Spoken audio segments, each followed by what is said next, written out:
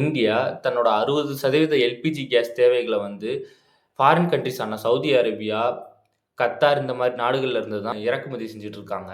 Straight of ஹார்முசிஸ் வழியா நமக்கு 85% LPG gas வந்துட்டு இருந்துச்சு. இதுக்கு முன்னாடி ஈரான் வந்து ஸ்ட்ரெய்ட் ஆஃப் ஹார்முசிஸ் வழியா இந்திய கப்பல்களுக்கு வந்து அனுமதிக்க மாட்டேன் அப்படின்ற மாரி சொல்லியிருந்தாங்க. அதனால இந்த இறக்குமதி பண்றதுக்கான கப்பல் வந்து இது வழியா வர்றதுக்கான தடையும் விதிக்கப்பட்டிருந்துச்சு. 2வது காரணம் வேர்ல்டுலயே மிகப்பெரிய நிறுவனமான கத்தார் எனர்ஜி கிட்ட இருந்து தான் இந்தியன் கம்பெனியான பெட்ரோநெட், கெயில் இந்த மாரி கம்பெனிகளுக்கு எல்பிஜி கேஸ் சப்ளை வந்துட்டு இருந்ததுக்கு, இப்ப போர் நடக்கிறதுனால கேஸ் சப்ளை இந்தியாவுக்கு தர்றத வந்து டோட்டலாவே கட் பண்ணி வச்சிருக்காங்க.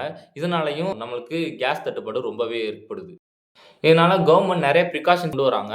எதுக்காக அப்டின்னா, வீடுகளுக்கு தேவைப்படுற எல்பிஜி கேஸோட தட்டுப்பாடு ரொம்பவே அதிகமா ஆயிறக்கூடாது அப்டின்றதுக்காக, கமர்ஷியல் யூசேஜான இண்டஸ்ட்ரீஸ், ஹோட்டல்ஸ் இதுக்கெல்லாம் யூஸ் பண்ற எல்பிஜி கேஸோட அளவ வந்து 50லருந்து 70% கம்மி பண்ணிட்டாங்க.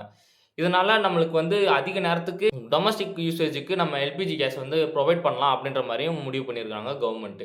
அதிகமா மக்கள் கேஸ் புக் பண்றத வந்து தடுக்கிறதுக்காக 25 நாளைக்கு ஒருக்கா தான் நம்ம வந்து அடுத்த கேஸ் புக் பண்ண முடியும் அப்படின்ற ரூல்ஸையும் கவர்ன்மெண்ட் சொல்லியிருக்காங்க. இது மட்டும் இல்லாம கனடா பிரைம் மினிஸ்டரான மார்க் கார்னேவும் இப்போ வந்து இந்தியாவுக்கு தேவையான எல்பிஜி கேஸ் வந்து நாங்க புரொவைட் பண்றோம் அப்படின்ற மாரியும் சொல்லியிருக்காரு. இந்த மாரியான இன்ஃபர்மேட்டிவான விஷயத்துக்கு என்ன சப்ஸ்கிரைப் பண்ணிக்கோங்க. Thank you.